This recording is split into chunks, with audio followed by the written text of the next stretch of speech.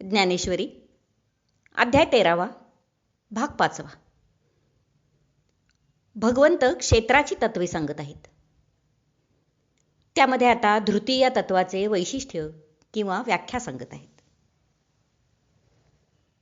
पार्था, आता धृती म्हणजे काय ते ऐक.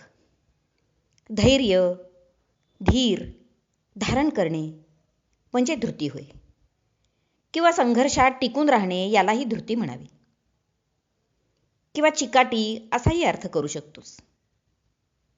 असे पहा की ही जी आकाशादी पंचमहाभूते आहेत त्यांच्यात स्वभावतःच परस्परात असलेले वैर जगजाहीर आहे.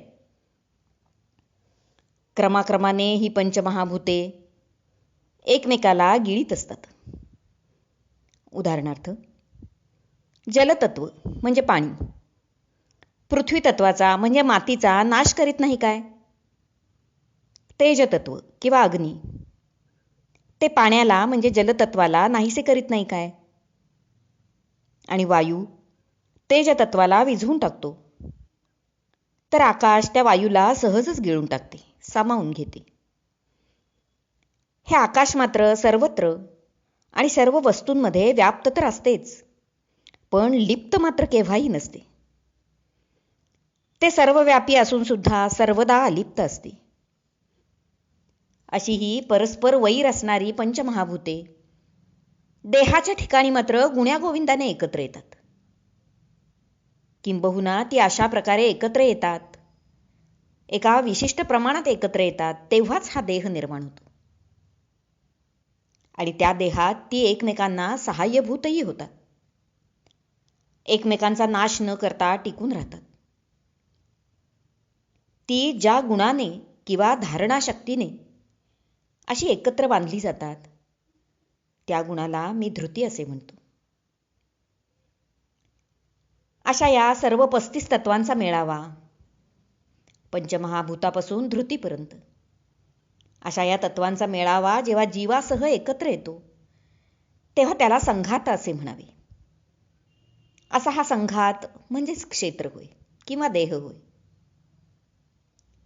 जसे चाके, आस, वरचा सांगाडा असे सर्व मिळून रथ तयार होतो, तशी ही पंचभूतादी 36 तत्वांचा समुदाय मिळून देह किंवा क्षेत्र तयार होते. आता इथे संघातासह एकूण 36 तत्वे होतात, पण संघात याचा अर्थच संघ किंवा मेळावा. म्हणून कोणी कोणी संघात हे तत्व धरीत नाहीत, तत्वे 35च धरतात आणि यांचा मेळावा म्हणजे संघात असे मानतात. हे सर्व मिळून क्षेत्र होते. अथवा या 35 तत्वांचे जीवाशी असणारे ऐक्य किंवा संबंध म्हणजे संघात असे माऊलींना म्हणायचे असावे.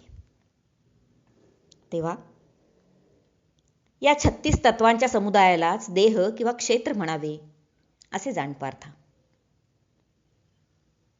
याला आम्ही कौतुकाने क्षेत्र किंवा शेत असे म्हणतो, कारण हे कसल्यावर यात पुण्य पाप पुण्याचे पीक येते. आता या क्षेत्राला कोणी मतवादी देह असेही म्हणतात. इतकेच कशाला, याला जग, विश्व, त्रैलोक्य अशी आणखी कितीतरी नावे देतात. तरीही या परब्रह्माच्या अलीकडे आणि स्थावरामध्ये ज्याचा अंतर्भाव होतो असे जे काही उपजते आणि नष्ट होते ते सारे चराचर म्हणजे हे क्षेत्र आहे असे समज. उत्पत्ती आणि लय हाच याचा गुणधर्म असल्यामुळे ते परब्रह्माहून वेगळे असे ओळखता येते.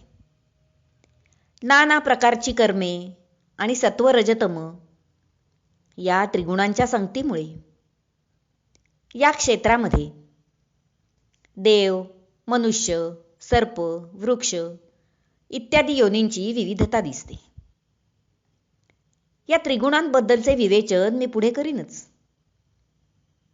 हे क्षेत्रासंबंधीचे सविस्तर वर्णन तुला सांगितले,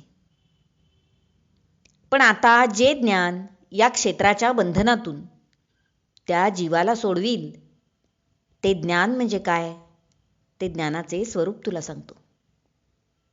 आता महत्त्वाचे असे ज्ञानाचे स्वरूप भगवंत सांगणार आहेत. ते म्हणाले, हे ज्ञान मिळवण्यासाठी स्वर्ग सुखाची आडवाट सोडून योगी लोक योग मार्गाद्वारे प्राणायाम, योग इत्यादी ब्रह्मरंध्राचे आकाश ओलांडू पाहतात. मध्येच लाभणाऱ्या सिद्धी अथवा ऐश्वर यांची इच्छा करीत नाहीत आणि खडतर असा योगमार्ग सुखाचा मानतात. तर तपस्वी कठोर तप करतात, कर्मठ अनेक यज्ञयाग करतात. कर्मठ म्हणजे कर्मयोगी. काही भक्त भजन कीर्तनात रममाण होतात, सर्व संग परित्याग करतात. कोणी वेदांगांचा सांगोपांग अभ्यास करून त्याप्रमाणे आचरण करतात, सर्व विधिनिषेध पाळतात. तर कोणी कोणी गुरुसेवेमध्ये आयुष्य ओवाळून टाकतात. अशा प्रकारे विविध मार्गाने ते ज्ञान मिळवू पाहतात. ज्ञान कशाचे, तर या क्षेत्राच्या बंधनातून म्हणजे देहबुद्धीतून जीवाला जे सोडविल ते ज्ञान. ते ज्ञान ते अशा प्रकारे मिळवू पाहतात. असे ज्ञान उदयास आल्यावर अविद्येचा म्हणजे अज्ञानाचा नाश होतो आणि जीवाला ब्रह्मवस्तूची ओळख होते. इंद्रियांची विषयाकडील ओढ नाहीशी होते. जे इंद्रियांची दारे आडी प्रवृत्तीचे पाय मोडी, जे दैन्याची फेडी मानसाचे, ते ज्ञान कसे, जे इंद्रियांची दारे आडी म्हणजे बंद करते इंद्रियांची दारे, कर्माकडे होणाऱ्या प्रवृत्तीचे पाय मोडून टाकते प्रवृत्तीचे पाय मोडी, जे दैन्याची फेडी मानसाचे म्हणजे कर्तृत्वाचा अभाव निर्माण करते आणि मनाचे सुखविषयक दारिद्र्यच नष्ट करते. आता सुख कोणतं, तर ब्रह्मसुख हे खरे सुख. असो, कर्म करताना कर्तृत्वभाव नाहीसा होतो आणि मनाचे सुखाविषयीचे सारे दारिद्र्य ते ज्ञान घालवून टाकते. द्वैतभाव उरू देत नाही. प्राणाची प्राणशक्ती पांगळी म्हणजे निरर्थक करून टाकते. बुद्धीचे डोळे उघडतात आणि मग तो जीव सदा आनंदात निमग्न राहतो. मन पवित्र होते. आत्म्याला जी देहबुद्धीच्या क्षयरोगाची लागण झाली होती ती या ज्ञानाच्या सान्निध्याने नाहीशी होऊन निरोगीपणा अनुभवास येतो.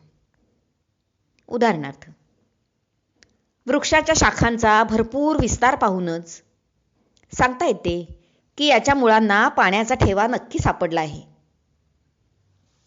माऊली म्हणतात, अगा वृक्षासी पाताळी जळ सापडे मुळी, ते शाखांची ये बहाळी बाहेरी दिसे.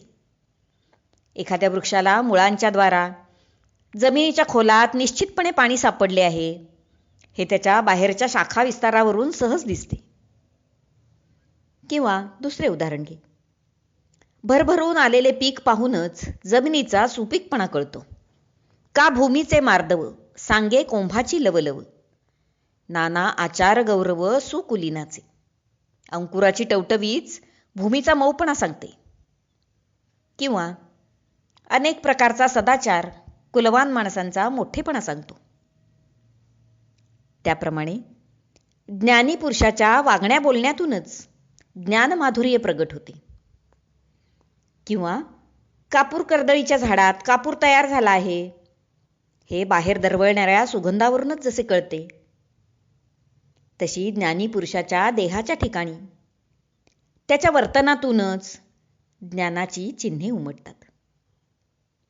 आता ती ज्ञानाची चिन्हे किंवा लक्षणे तुला सांगतो, ती पाहूया पुढच्या भागात. हरिओम तत्सत. भाग 5 समाप्त.